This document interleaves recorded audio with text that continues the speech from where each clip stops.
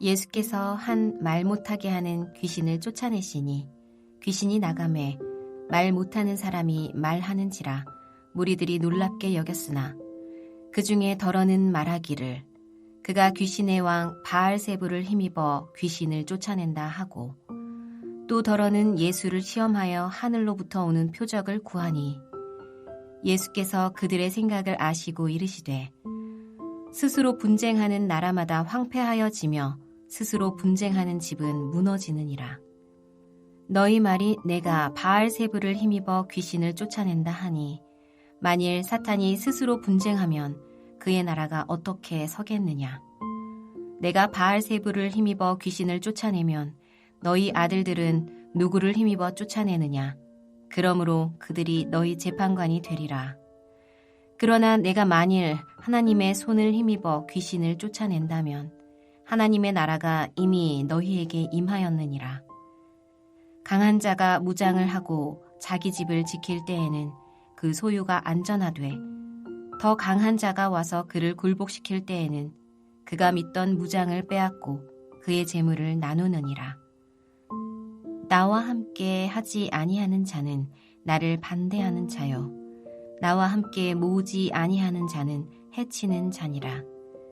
더러운 귀신이 사람에게서 나갔을 때에 물 없는 곳으로 다니며 쉬기를 구하되 얻지 못하고 이에 이르되 내가 나온 내 집으로 돌아가리라 하고 가서 보니 그 집이 청소되고 수리되었거늘 이에 가서 저보다 더 악한 귀신 7을 데리고 들어가서 거하니 그 사람의 나중 형편이 전보다 더 심하게 되느니라.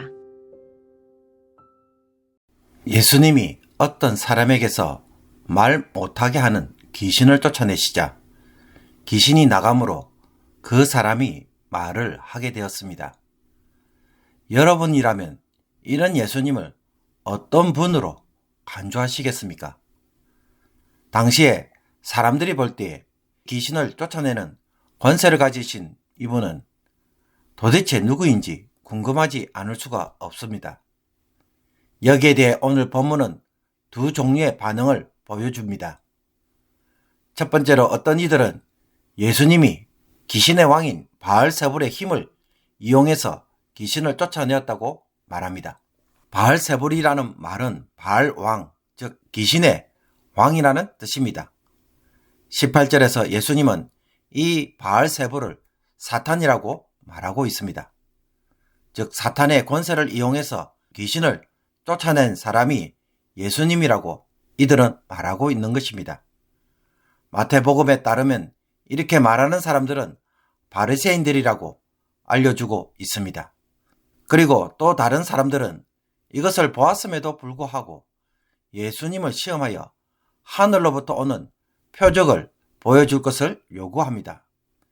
지금 예수님이 보여주시는 이 권세만으로는 예수님이 하나님에게 속한 것임을 보여주기에 불충분하다는 것입니다. 혹은 그것만으로는 예수님이 메시아가 되심을 보여주는 확실한 증거가 될 수 없다는 것입니다. 사탄이 광야에서 요구했던 것처럼 메시아만이 할 수 있는 표적을 보여주면 믿겠다라는 것입니다. 과연 예수님이 귀신을 쫓아내는 사역은 하나님으로부터 오는 권세가 아니며 메시아가 되심을 보여주기에는 부족한 증거일까요? 여기에 대해 예수님은 어떻게 대답하십니까? 먼저 일부 바리새인들이 주장하는 것처럼 예수님이 바알세불의 힘을 얻어서 귀신을 쫓아낸다면 그것은 스스로 분쟁해서 귀신의 나라를 무너뜨리는 일인데 과연 사탄이 그와 같은 나라를 만들려고 예수님에게 자신의 권세를 넘겨주겠느냐라는 것입니다. 말도 안 되는 소리라는 것입니다. 이와 반대로 예수님이 오셔서 지금 사탄의 나라가 쑥대밭이 되고 파괴가 되고 있다는 것은 예수님이 사탄의 통치를 파멸시키고 새로운 나라, 즉 예수님에 의한 새로운 통치가 지금 시작되고 있다는 것입니다. 그리고 사탄은 파괴하지만 예수님은 사람을 소생시키고 온전하게 만들고 있습니다. 사탄의 역사와 하나님의 역사는 전혀 다른 결과를 가져오고 있습니다. 이런 점에서 본다면 예수님이 귀신을 쫓아내는 것 자체가 하나님의 권세로 사역하시는 메시아가 되신다는 증거이며 하나님이 보여주시는 표적이라고 말할 수밖에 없는 것입니다. 이것을 지금 보고도 깨닫지 못하는 것은 그들이 귀신 축사를 표적으로 전혀 깨닫지 못하고 있는 것입니다. 그러면서 둘째로 예수님은 바리새인의 논리가 잘못되었다는 것을 무엇으로 설명합니까? 만약 그들의 논리대로 예수님이 바알세불에 힘입어 귀신을 쫓아낸다면 유대교 안에서 귀신을 쫓아내는 자들, 즉 합법적이고 공인된 테마사들의 경우는 도대체 누구의 권세로 그런 일을 하느냐라는 것입니다. 그들이 하나님의 권세로 그런 일을 한다면 예수님도 마찬가지라는 것입니다. 반대로 그들의 귀신 축사를 사탄에게 속한 것으로 간주한다면 그들이 지금 당장 일어나서 이런 바리새인들을 판단하고 정죄하는 자들이 될 것이라고 예수님은 지적합니다. 그러므로 예수님이 하나님의 손, 즉 하나님의 능력을 힘입어 귀신을 쫓아내었다는 것을 그들이 믿었다면 당연히 그들은 무엇을 볼 수밖에 없습니까? 예수님을 통해 그들 가운데 하나님 나라가 벌써 임하고 있다는 것을 깨달을 것이라고 말씀하고 있습니다. 이것을 보지 못하니까 하나님 나라를 맛보지도 못하고 다른 표적만 구하는 자가 되고 있는 것입니다. 이 말씀을 하신 후 예수님은 한 가지 비유를 들려줍니다. 어떤 집에 강한 자가 자기 집을 지키고 있을 때 그 집은 안전할 수가 있습니다. 그러나 이 강한 자보다 더 강한 자가 와서 더 큰 힘으로 굴복시키면 어떻게 될까요? 모든 것을 빼앗기고 그 재물을 가져갈 수밖에 없습니다. 그러므로 사탄이 자신의 것을 빼앗기는 이유가 무엇입니까? 더 강한 자이신 예수님이 오셔서 그를 굴복시키고 빼앗고 재물을 탈취하셨기 때문입니다. 예수님은 사탄보다 더 강한 자이신 것입니다. 그러므로 이런 예수님과 함께 하지 않는 자는 어떤 자일 수밖에 없을까요?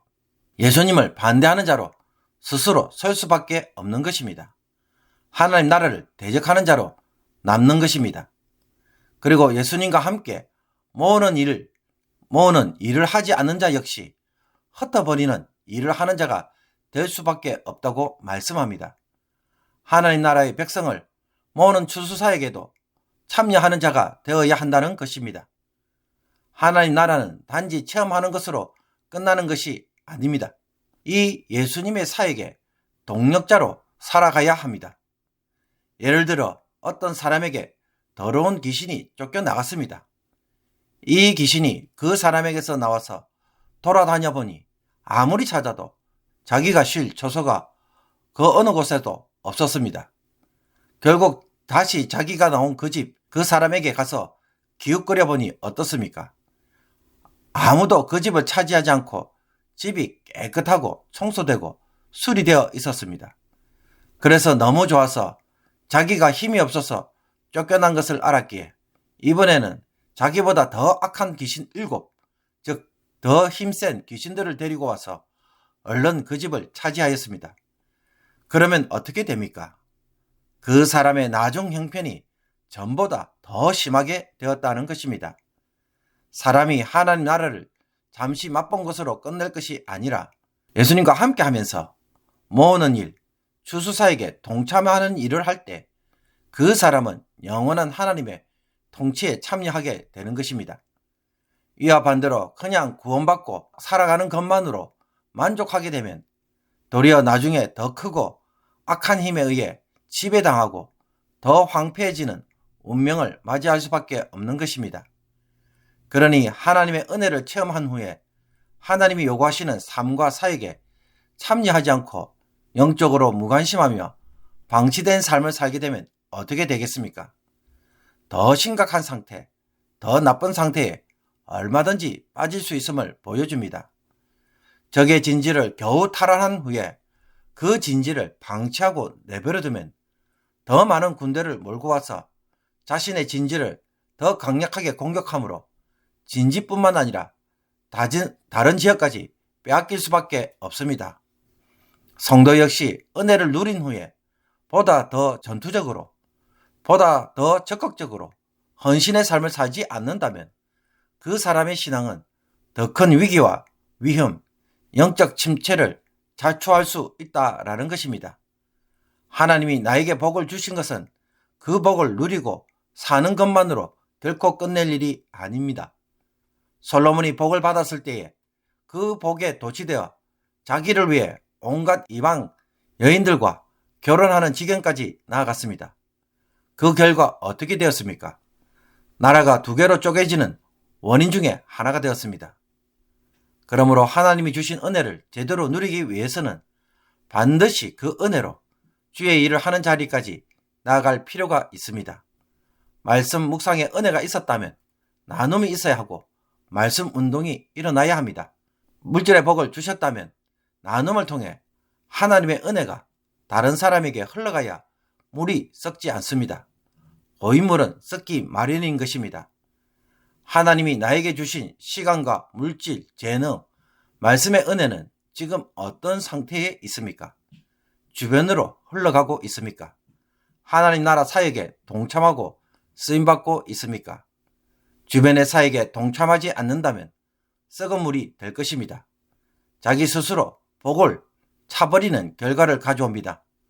오늘 다른 사람들을 하나님 나라에 들어오게 하는 섬김의 자리에 서서 복음을 전하고 하나님 나라의 삶을 실천함으로 하나님의 백성을 모으는 일에 보다 적극적으로 살아가는 성도가 되기를 주님의 이름으로 축복합니다.